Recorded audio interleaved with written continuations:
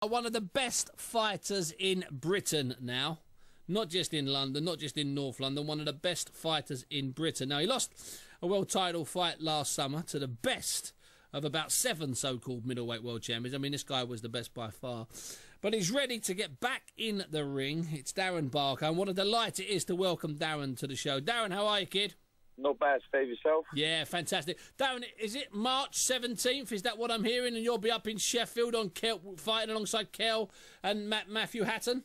Well, look, that's still penciled in. You know, we haven't ruled that out yet, but I know Eddie's been in contact with a few promoters out there with various world champions at the minute, and it looks like he's, you know, very close to securing one of them. So, oh, good. You know, we'll more than likely have one of them probably April, May time. That's not a problem, is it? I mean, you know, instead of a 10-rounder, why not wait another 3 or 4 weeks for a big one? Now, is that going to be one of the guys that's holding, you know, one of the, you know, one of the versions? Yeah, that's it. Yeah, it's one of the guys out there, and you know, I've fought the best in the division at the minute, and I think I've got the ability to beat any of the rest out there. So, you know, it'd be crazy for me not to take one of these shots. Well, that was, you know, when you took the Sergio Martinez fight, you knew that, and in fact, you came on this show and said that. You said, listen, I could probably fight one of the other 6 or 7 champions, and I would obviously have a better chance of winning. But you know, you made a rod for your own back. You said, I'm going to go and fight the best guy. You knew you were up against it. Still no regrets about that, surely? No, of course not, because I've been boxing a long time. You know, amateur through to professional, and you know, I truly believe that I had the ability to win the fight. Obviously, I come up a bit short, but you know, I think I deserve a pat on the back for going in there and giving it my best. And I think, to be honest, I've learned so much from that. I'm a better fighter now. Even in the gym now, I just feel 10 times the person I was before that fight. Wow. So, you know, I'm really looking forward to the future. Well, I mean, looking at the other champions, you know, Daniel Gill's meant to be fighting in March. Chavez is fighting Rubio in April.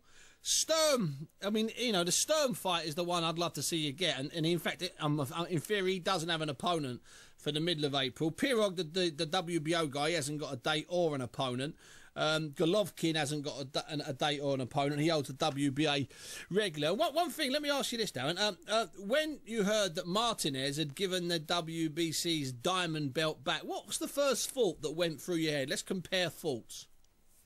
Well, you know, I understand he's been messed about a little bit. You know, he's not getting the shots he deserves. I mean, Chavez, I wouldn't say he's petrified of getting there with anyone half decent, but you know, he's not really testing himself. And you know, Martinez is obviously the mandatory, and he doesn't want nothing to do with him. So I don't blame Martinez in that sense. You know, if you're not getting the shots you deserve, then why be affiliated with that? You know, that governing body. You know, fair play to him. Listen, I completely agree. So, of those guys that we said there, I mean, if you in an ideal world, let's do ideal world scenario. Let's do it. Let's do you fighting at the O2 in April. Ideal world, would it be Daniel Gill for the IBF, Chavez for the WBC, Sturm for the WBA, Pirog for the WBO, or Golovkin for the other WBA? Which one of those 5 in an ideal world would it be, Darren? I'll tell you now, out of the 3 you first named, I'd rather, because Golovkin, the WBA, it's not quite, it's bizarre, you know, what is the world title? Yeah, you know, is it the I'm WBA on your side. Super, is it,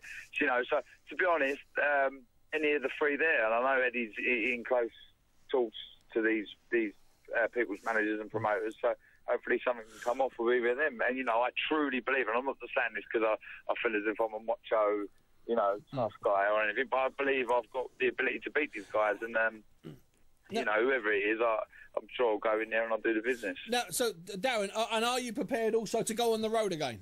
To realise you're doing? Look, I quite like the expression, you know, I've got a passport, I'm not afraid to use it, you know. Like I said, I've travelled all around the world as an amateur. I know it's a bit of a difference, it's a bit of a different sport, amateur pros, but it still shows that I still got to go on the road and prepare and be in a foreign place. I'm not afraid of doing it. Well, look, I travelled to fight the best, one of the best in the world, pound for pound, and you know, I'm certainly not afraid to fight any of the other world champions, let alone any of the other British fighters in there. There was a lot of talk about Murray, and you know, that's not a fight.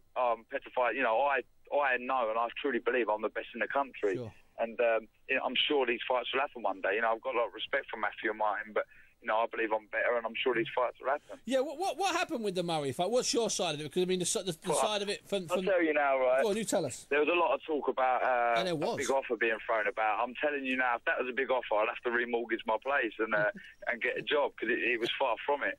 Okay. And if I've got the opportunity to fight for a world title for probably 3-4 times as much money, then I'd be crazy not to take it. Don't get me wrong, I want these fights for the fans, and I want to prove that I'm the best in the country. But look, I've got a little daughter, and I've got a family to feed, and if there's 4 times the amount of money there with a world title at hand, which could potentially make them fights even bigger in the future, I'd be crazy not to take it. Darren, you'd be crazy not to take it if it was 25% more money, to be honest with you, let alone double, triple, or 4 times, like you're saying. I mean, that's a no-brainer. And as I always tell people, we're in a business here. It's an absolute business. And as sexy and as fantastic a fight between you and Murray at the MEN or the O2 would be, or a fight against you and Macklin. These are fights I want, because, at the minute, I'm not sitting at the top of the division where I believe I should be, and these are fights I definitely want. That you need. Also, fights that you want, and if you could bring more to the table, like a world title, perhaps there'd be a few more quid floating around, a few more people through the turnstile. It's a fine line between it being a sport and a business. Absolutely. It hits both on the head there. It's for a world title sport basis, and there's more money for the business. So right. Hey, listen, and another thing, a lot of people saying, he's scared, he's ducking these guys. That's far from it. I thought one of the best pound for pound in the world. Why would I be petrified of anyone else? No. So listen, I'll get in there with anyone. I've been having that debate with a lot of people on different websites and Twitter and stuff, saying, I'm sure you have my back, Steve. No, it's quite simple. For all fighters, whether I like them or dislike them, and I like you, I've known you a long while, you got to go where there's the most money. I don't give a monkeys about the fans going, and I mean this nicely, you got to go where there's the most money. It's that simple. We're in a business. And you know what? You don't get that long in it at your level. Oh, you don't, mate, you don't. Not everyone's Bernard Hopkins. Nah. No, I mean it nicely. Trust me, you will not see me in a ring at 46 years old. Listen, Darren, it's been a pleasure talking to you. When something gets announced in 2 or 3, or 1 week, 2 or 3 weeks' time, I'll get you back on this show and we'll talk about it again. Love you, Steve. Yeah, thanks. Darren Barker, thanks very much, kid. Speak to you soon. Take care, mate. Bye. See you later. You know what? He's entitled to be a bit fired up, because the Hattons, who promote this guy Martin Murray, who's the current British champion, they put a release out saying that he turned down a substantial amount of money, and he just said, there it isn't. I can get 3 or 4 times the amount for fighting for a world title, and that's what he's got to do, even if it means fighting away from home in Melbourne against Daniel Gill, or going to, I don't know, Hanover and fighting Felix Sturm. You've got to go where the money is. That's the reality of all sport, especially boxing. Now,